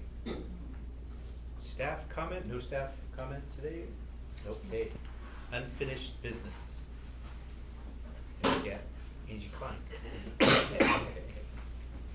Hello, good evening. My name is Angela Klein. I am the Human Resources Administrator at the City of Cape Coral. As Superintendent Collins addressed during her report. There were 2 items that Human Resources was asked to look at during the strategic planning meeting. So I'm going to address the first one, which is some of our compression that we have among our paraprofessionals. And Lisa Orcutt will be up next to talk about substitute teacher pay. So.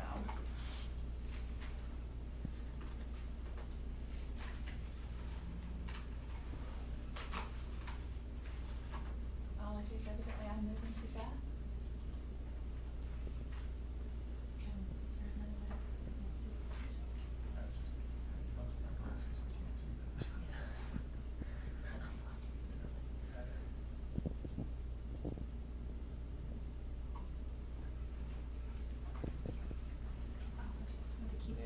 Just click on it.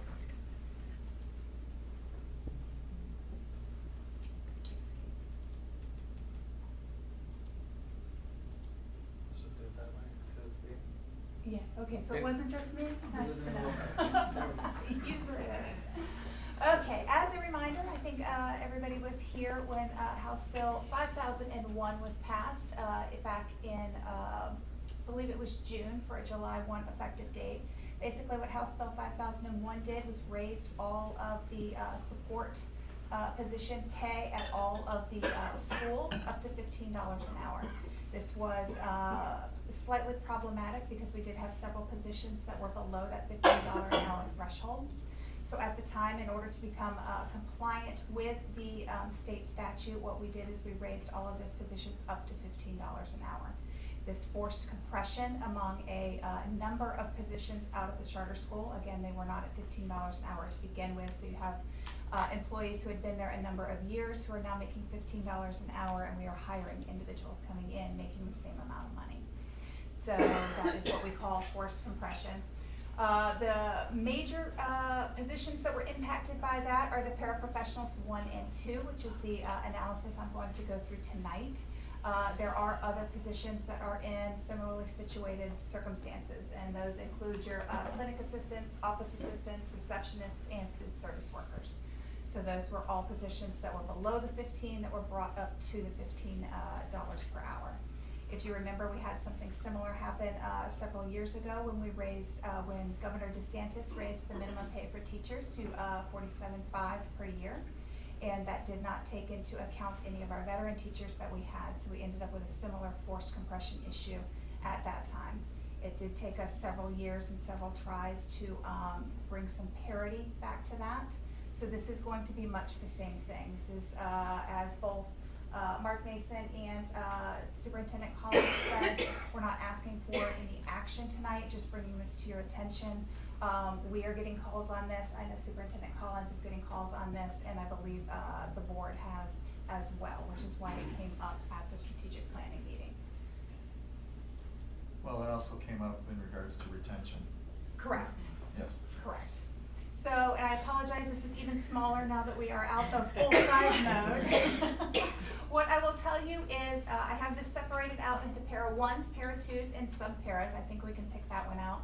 And anything in yellow that you see highlighted up there are the individuals who are making $15 an hour. So you can see that we do have, I think it's close to 80% of this group is all at the minimum of the range. So, and that middle column there, I apologize, it is hard to see. It says TIP, that stands for time and position. From a compensation standpoint, when we start evaluating an incumbent's pay, we like to see how long they have been performing that particular role for our organization. So it does not necessarily equate to years of service. You may have some in here who have worked for our system longer, but they have only been a paraprofessional 1 or a paraprofessional 2 for the set amount of time that's on the sheet. Okay, so as you can see, we do have that compression across the board. We have all of our paraprofessional 1s are at 15, and about half of our paraprofessional 2s are at $15 an hour. This is problematic because we expect different things from our paraprofessional 1s than we do our paraprofessional 2s. We expect our paraprofessional 2s to operate at a higher level. So then making the same amount as the paraprofessional 1s, those are the phone calls we're getting. So they can do a job with less responsibility and make the same amount of money.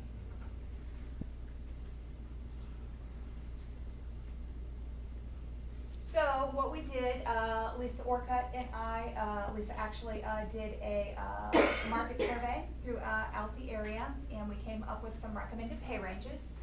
Currently, the minimum for all three of our positions, our subs, our para ones, and our para twos, is $15 an hour.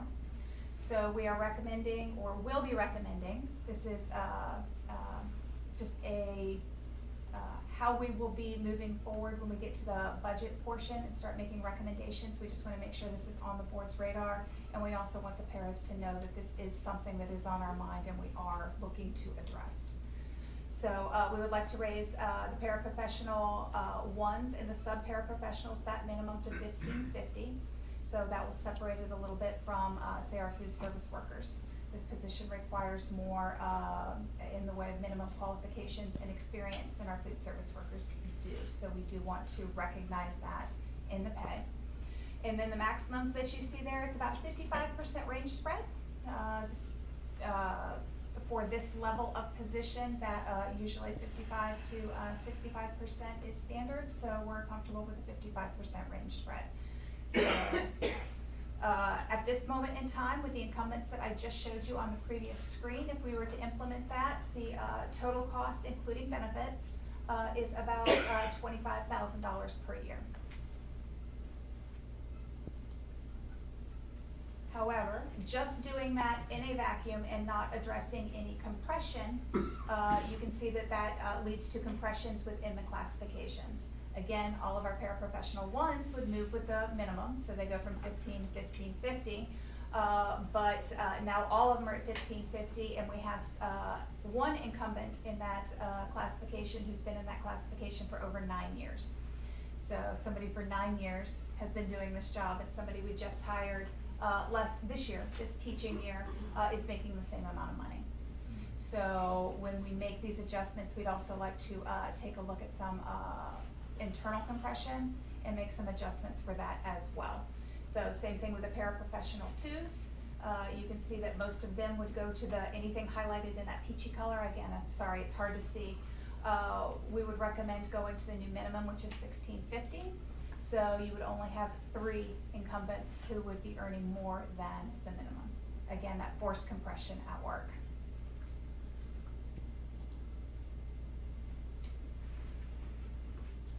So what we would hypothetically recommend, it depends where kind of budget we have moving forward. This is just a basic exercise just to kind of give you a general idea how we look at this. Proposing additional adjustments from 0 to 3.5%.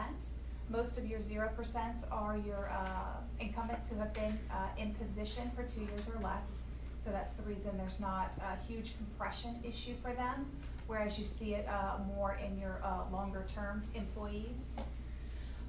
So the compression adjustment, the total for that is just under $5,000. So total cost would be 25 plus the 4, so It's less roughly than, $30,000. less than 30,000. Yes, sir. Okay. So I'm trying to see this here. There we go. So, and then this green, again, a little hard to see. You can see what the percentage adjustment is. So there's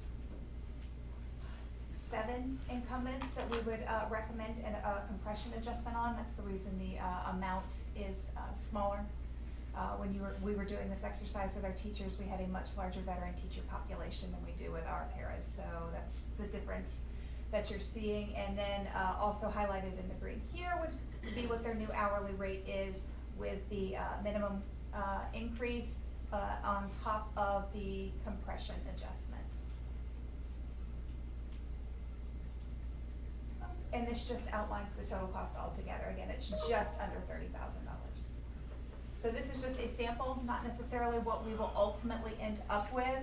Would recommend the range adjustment as we move forward, probably next budget year, and definitely some compression review.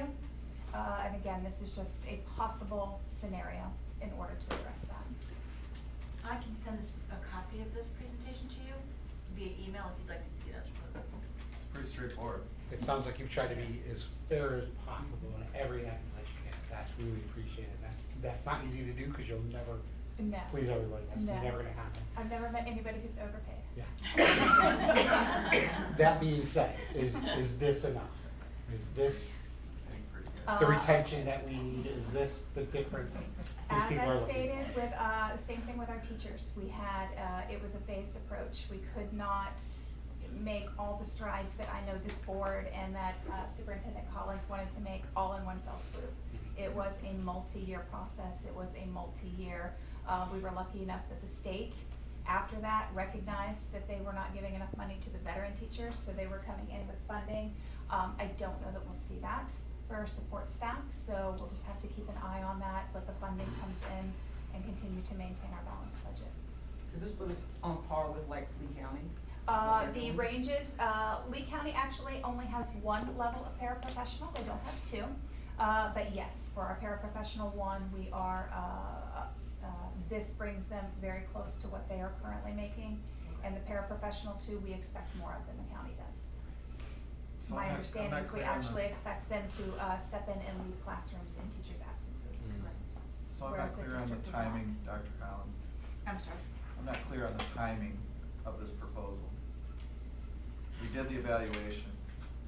We start the budget cycle typically in January, for preparation for next year, so this would be a consideration So we'll for roll it us. into the new budget and see how it shakes out, how it fits. I do need to do some additional research with Mark about the teacher growth allocation that is coming, because if I'm not mistaken, it's not only for teachers, but for instructional staff as well. Okay. So I can't get a solid answer on that for some reason. And Mark wants to make sure that that allocation is reoccurring. Would the pair twos be considered instructional staff? So I'll get more clarification for you on that. And as we start going through, because the principals and I will start going through our budget cycle, and we'll try to budget for this increase. Clear. Any other questions? You did exactly what we asked. Thank you. Great, thank you. You're welcome. And I will let you drive on what's next. Okay. So next we have Lisa Orcutt, who is going to answer some questions for you about substitute teacher salaries. Now remember, our conversation was we were having a hard time retaining subs, getting subs to even come in, and the recommendation was that we increase their substitute pay. The recommendation was paying them $17 an hour. You see what that would cost us, and $18 an hour? But as you can see, if we're only paying our paraprofessionals in the future, if we wanna pay them $16.50 and $15.50, that skews things quite a bit. So Lisa's gonna make some recruitment strategy recommendations to you that we'd like to do first, before we even consider what the cost would be to bump up our substitute pay, because you'll find that it's very much in tune with what Lee County's offering. And then the total cost in January, when we start looking at budgets. Clear. Yep. Good evening, my name is Lisa Orcutt. I am the Human Resources Manager for the Charter School Authority. And at the recalibration meeting, we had discussed teacher pay scenarios and what Lee County was paying. And you had asked me to come back with specific salary bands and what those figures would look like. So what I have done was I have put together some data for you that shows what the requirements are for our substitute teachers and or higher, and $15.93 per hour for a bachelor's degree with 10 years of experience. Teaching experience, correct. A little bit louder, please. And so, A little bit louder, please. oh. So prior to, before we throw money at people, when we're not sure if that's going to actually solve our issue, we decided that we have to be a little more creative in how we go about attracting teaching professionals. You know, how can we go about attracting people who want to be substitutes for our schools? And so some of the ideas were to begin tracking a list of retirees. The way the FRS works, they say that if you retire, you cannot return to that position for a period of 10 months, or you forego that retirement. And so subsequently, we are in a good spot right now because this is the first year that we have a guideline of who has retired. And we know that they have that 10-month period. So by issuing an invitation to them, 10 months down the road, hey, would you consider subbing for us once in a while? We would be getting seasoned teachers that are familiar with our school, our students, and they will have, have the bachelor's preparation as well as the 10 years of teaching experience. Another idea is to recruit college students. A lot of the college students, especially the more advanced college students, the juniors and seniors, have already got the 60 credits that they need to be a substitute teacher. And so subsequently, that would be a relevant labor market, particularly for those people who are in an education program. Well, they may be doing their internships. Some of them may be available for part-time jobs. And if that's the case, that would give them an opportunity to get a foot in the door and get a feel for what that classroom would feel like. In the spring, we are planning on hosting an on-site job fair for teachers. And we discussed, Mrs. Collins and I discussed, oh, darn it, Kevin, help. What happens when you let HR do IT?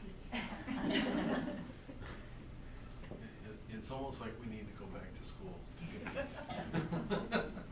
My daughter was here, she. I got the right sense for it. Okay. Yes, we recognize No, that. bring in a fourth grader. That's it. So we talked about creating a substitute teacher of the year award because we don't recognize our substitutes. And so by doing that, I think that builds loyalty and makes our substitutes want to return to us. We also could develop new teacher orientation for qualified lay people. I may be qualified to be a substitute teacher academically, however, my experience would never translate into the classroom. So develop that orientation that would give you an idea of what a day in the life of a teacher looks like. We also discussed beginning our recruitment processes earlier in the year. When I met with the principals, everyone was in agreement that it would be better to start sooner rather than waiting until we are almost at spring break or beyond before we start looking at asking who's coming back and soliciting those people who want to join our team. And we also have committed to keeping our substitute vacancy posting current. We had previously had the posting up there and it was just a stagnant posting.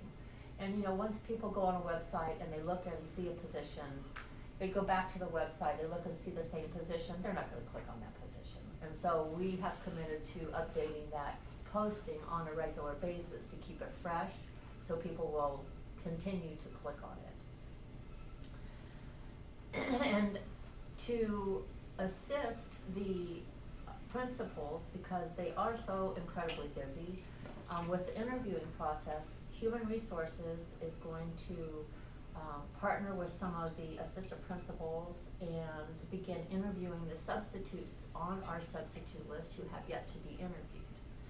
Because we do have an active list of candidates that we can be interviewing. It's just, in the interest of time, they don't have time. The principals are just too busy. And so we discussed that, decided that that would be a role HR could take on and partner perhaps with some of the APs or a teacher or Mrs. Collins to get these folks interviewed and get them onboarded.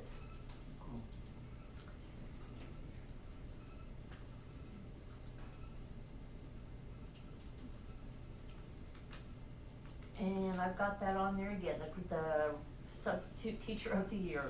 Let's see here. Okay. So here's the meat and potatoes that you asked for, essentially. You had asked us to look at what it's costing us currently, what it would look like. Your specific request was $17 an hour and $18 an hour. In addition to that, Mrs. Collins requested $15.50 an hour. And so I looked at all of those and based them on the substitute hours that were worked in the year between 2021 and 2022. So we had a total of 27,867 substitute hours. And at our current pay rate, that cost is $589,969.49, which includes benefits. At the $15.50 hourly rate, that cost is $468,005.36.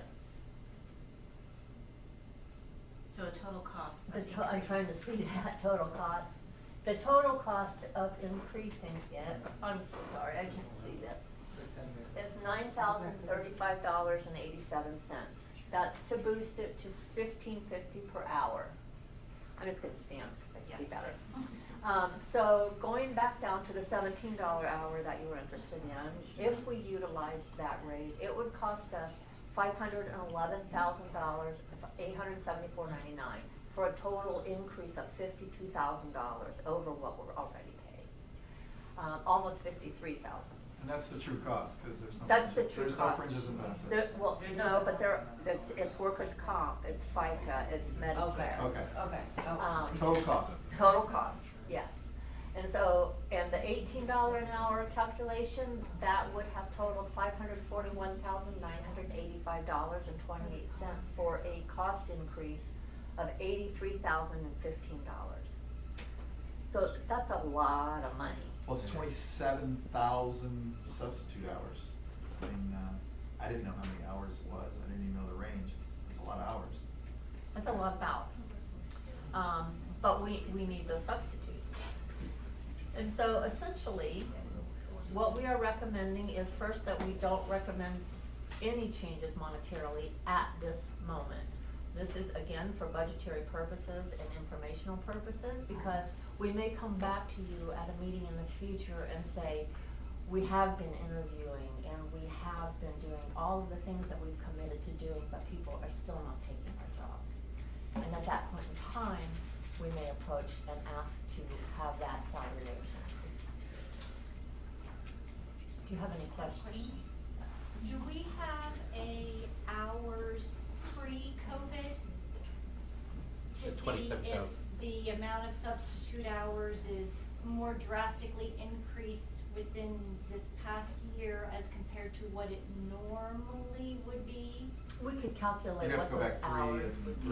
over 3 years. Couple of years. I I'm think just this is wondering pretty- if this is kind of elevated more than it normally would be. I would say it's still pretty due standard to across the pretty board standard. principals. What would you say? You gotta go back to 2019. Yeah, probably right. Maybe a little You know, bit, we but- publish No, our not very absentee much. lists daily, so I get to see who's absent at every school, every day. Yeah. And it's pretty much, I don't think there's been much fluctuation, that's a lot of calculating, I mean, we can go back to, what did you calculate, 21? What, yeah, 21, 22. We can go back to 18, 19, that pre-COVID. 19 will probably be a more representative number because COVID was February, March of 20. But you think That's it's about 18. the same, you don't think it's changing, right? But we'll go back and do that. Good point.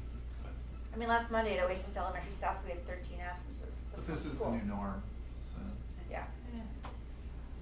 regardless of the history, this is the new norm. Yeah, that's correct. I agree. So I think what Lisa's asking is that if the board gives us some time to implement all these Yeah. strategies, let's see what that looks like first. Yeah. Yes. Absolutely. And then we can come back to this. So Lisa, it was very cool, you came back with a lot of non-monetary ideas. We'll flip over to the principals and see how they can apply those. Yeah? Absolutely. And then we'll look at it during the budget, but now if you went mid-range, plus the assistance, that's, it's like 80, we're getting up to $100,000 in the budget for some small increases. It adds up very quick. Any questions? Great, thank you. Thank you. Thank you.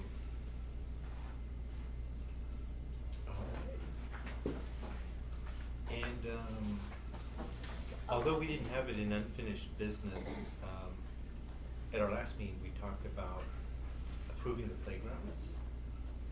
Has that been, are we pushing that up till next meeting? We did that We did last that? meeting. We did that, okay. You voted on taking money out of reserves Out of to reserves, have a okay. $300,000 Because the grant fell playground. through, so we were watching it, and We voted no, on no, it. no. Well, I thought we had to status it as something we were gonna vote on for people to. Once we get a concrete figure as to cost per school, then you will make that official Okay, perfect. vote. So I talked to Playmore, she is finalizing the designs that the principals at each elementary school had put together for a $300,000 playground. She's been And- asking for cost, for site improvements, for electrical, plumbing. OEN's a little more complicated because the placement of the portables is gonna make the placement of the playground a little bit different than originally anticipated, so I've sent her all that information. We'll get an update. So what's our So what's the Playground, just timeline? OEN, or was it OES also?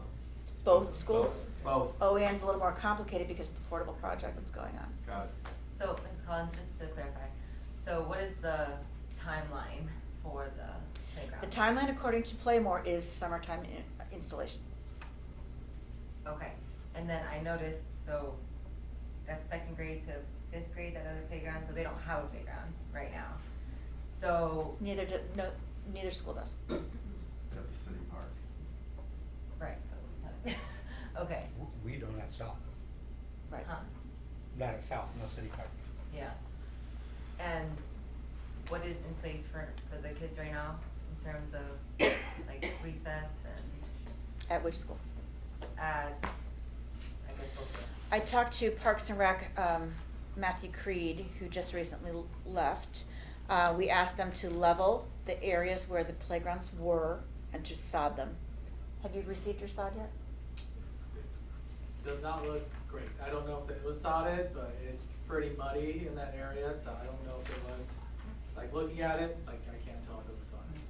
The problem with the playgrounds is that the areas where those original playground structures were, the grading of the land was terrible because we had a lot of drainage issues, and it was soggy and it was muddy.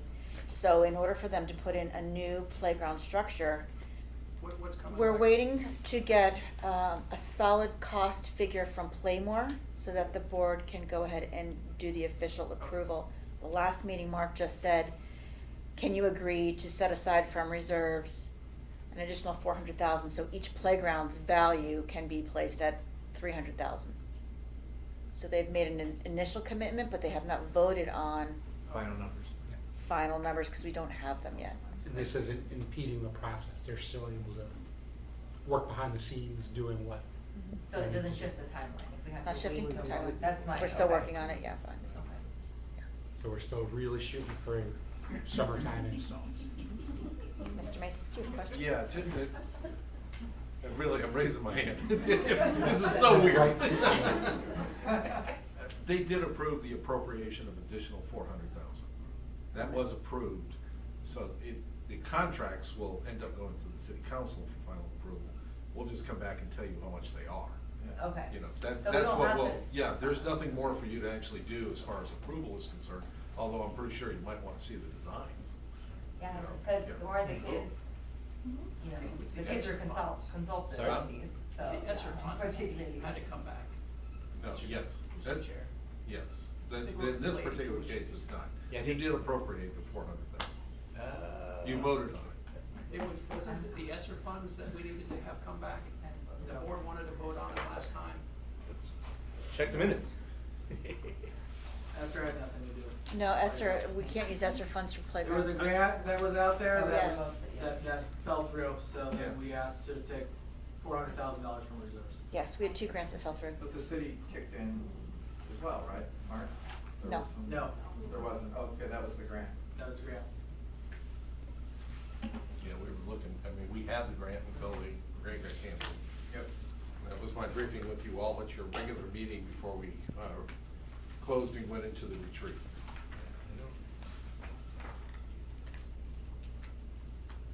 Yes, the annotated response is that it is proceeding. So there's not, It is there's no proceeding. action to be taken tonight on this. Correct.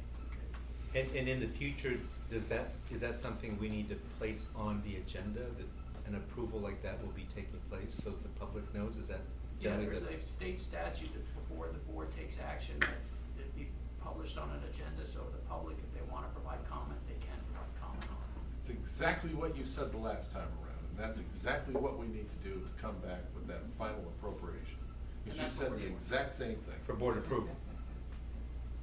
So, we will come back with you with formal action for you at the next meeting to do exactly that. Yeah, perfect.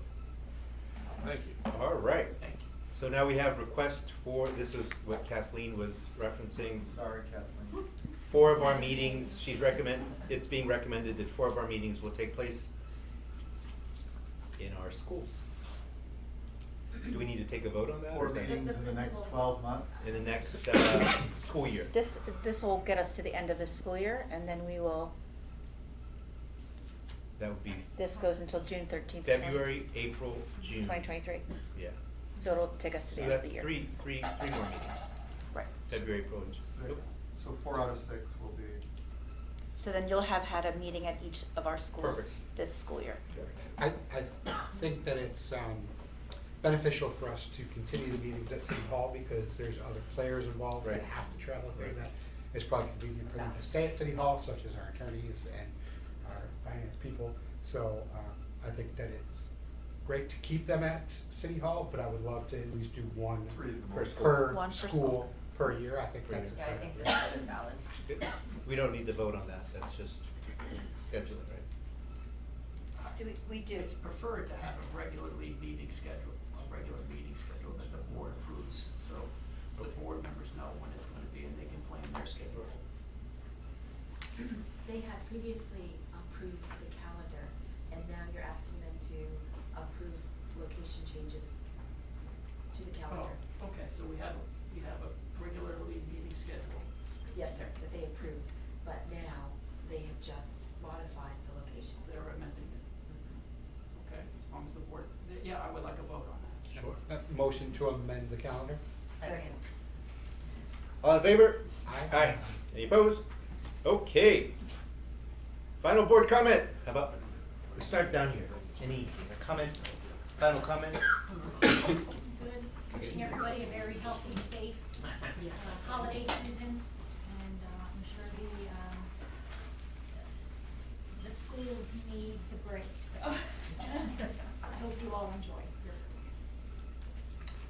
And not to sound too cliche, I mean, the only reason I do this is because of my family and specifically my only kid that's still in school.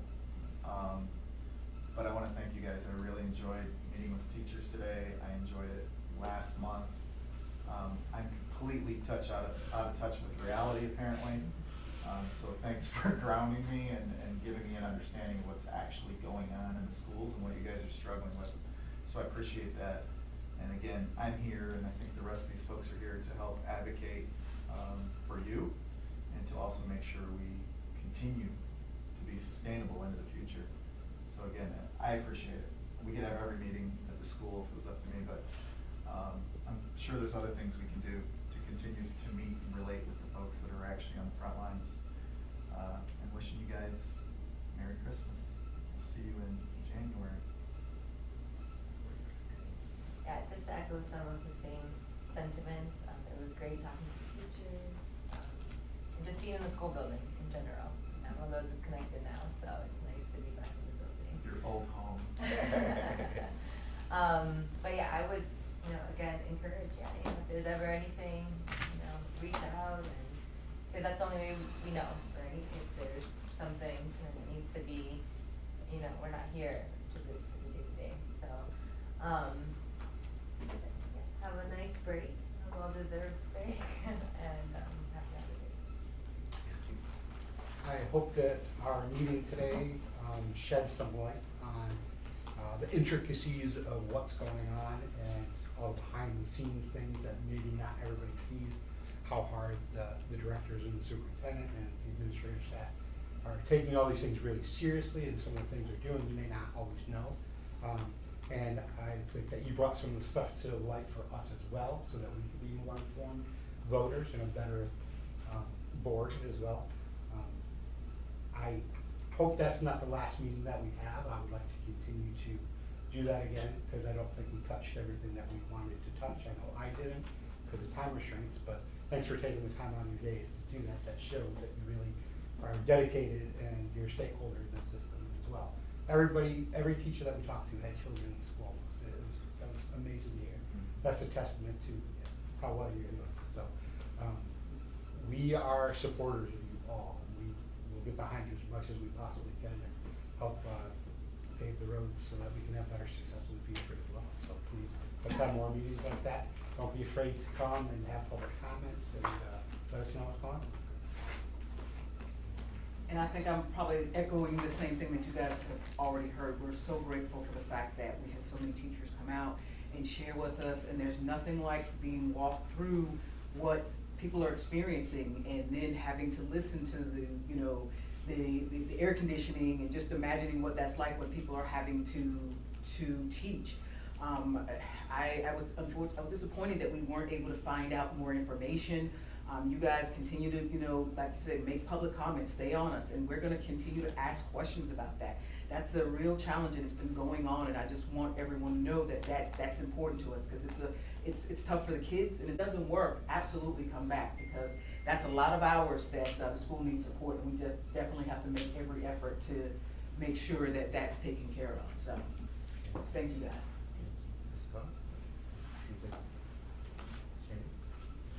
I'm tired. I just want to say all. thank you for the board's support. Thanks for coming and meeting with the staff today. I think that went miles. I think it was huge. It was very important, and I'm glad you made that effort to do that. And thanks to my city team members for being such supportive assets of our schools as well. So thank you all. Merry Christmas. Happy holidays. Merry Christmas and happy holidays. One more comment. Really quick, I'm so sorry. We missed the recruitment fair in FGC because of the hurricane, but there will be another one in March 29th. So I will get some dates confirmed for you all on the table there. So didn't have it in the fall. Okay, perfect. They, my comment is, we all know that you're world class.